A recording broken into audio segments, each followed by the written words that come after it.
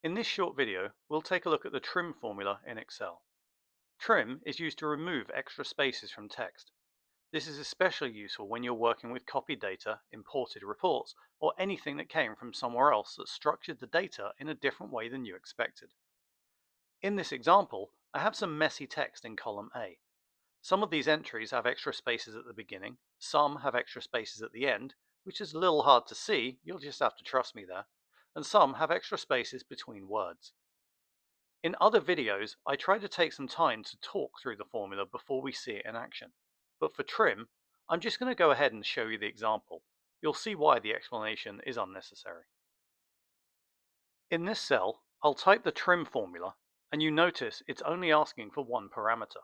It just wants to know the text to tidy up. I'll go ahead and put A2 in here, and you see that all those leading spaces have gone. Now, I'll copy this down to the rest of the cells, and the results are the same. All leading, trailing, or extra spaces between words have been removed. So now there are no spaces at the beginning or the end, and only a single space between words.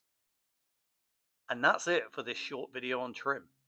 If you want to know where this is useful apart from just tidying up data and making it look better, think about any other formula that is looking for matching data in cells in order to return other information, like VLOOKUP, XLOOKUP, or COUNTIF, for example.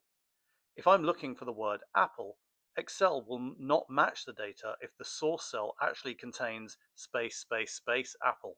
It sees that as different text from what it's looking for. If this video has been helpful, please consider liking it and subscribing to the channel for more Excel tutorials.